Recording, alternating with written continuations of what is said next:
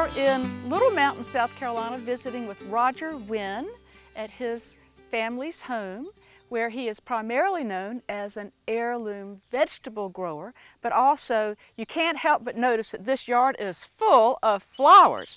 And is that just to attract beneficial insects and pollinators? That's one benefit, but probably a lot has to do with I just like flowers.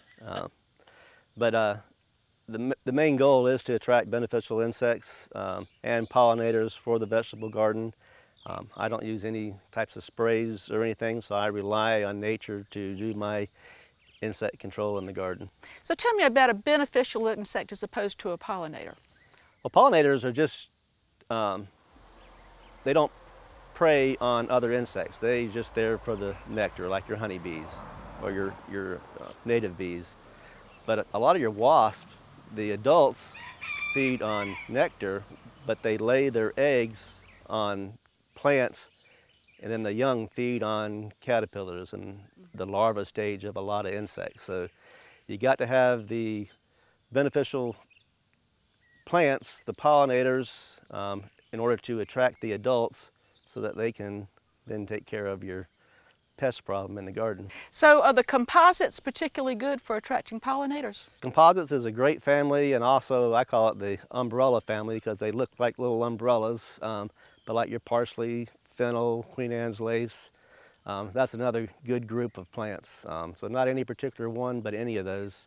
And a lot of what you think of as herbs for culinary or medicinal use fall in that group. You've got an unusual member of the parsley family, parsnip, that I don't think of as being a southern vegetable. No, and I didn't either until I ate some at a restaurant when we were in Virginia, and they were outstanding. I loved them. And in the seed company I grow for, they grow parsnips in Virginia, so I thought I would try it, and they actually do very well. Plant in spring. They're a long season. They have to go through all the summer, but as soon as it cools in the fall, you can start harvesting roots, and I can make, roots up to a foot long. They're white like a carrot, a little bit distinctive flavor. Probably one of the best ways I like to fix them is make mashed potatoes and put one parsnip and cream it in with the potatoes. Just gives it a nice little flavor to the potatoes. This celery-like plant, is it a celery, and what's different about it? It is a celery. It's called a cut-and-leaf celery. The common celery like you would find in a grocery store doesn't grow in our heat and humidity. It's a cool season crop. This cut-and-leaf celery doesn't produce the big thick stalks and ribs like the grocery store type. But it has a much more intense flavor, so for cooking purposes, it's outstanding, and it will take our heat. What are some of the other favorites that you have? Some of them even have an Appalachian heritage, you said. The wild bergamot is actually the ancestor of our common monarda that we have over here, bee balm. And I found out about it probably 10, 15 years ago. A young gentleman in Kentucky at a seed swap had brought some sauerkraut. Best tasting sauerkraut I ever had. And I asked what the secret ingredient was, and his grandmother had made it, and then she told me it was wild bergamot. Add it to it when you ferment it. In the front of the house, you have a little more formal. Would it be a parterre garden almost? It is a parterre. I love Charleston and Savannah, and every year for our anniversary, we go to Charleston one year and Savannah the next year and stay in the downtown area. So I wanted to replicate those old in-town gardens in the front of my house.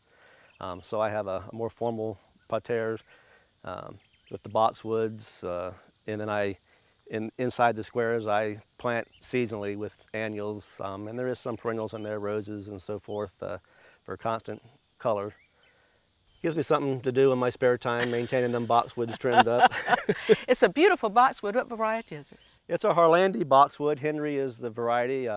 Came from Ted Stevens at Nurseries Carroll, Indiana, but great for the color. Dark green color, holds its color well in the winter, shears well, and it's just about filled in now. It's taken close to 5 years now, but probably next year it'll be perfect. And I love the dahlias, and they just, here we are in Little Mountain, and when I start seeing dahlias, it makes me feel like the upcountry.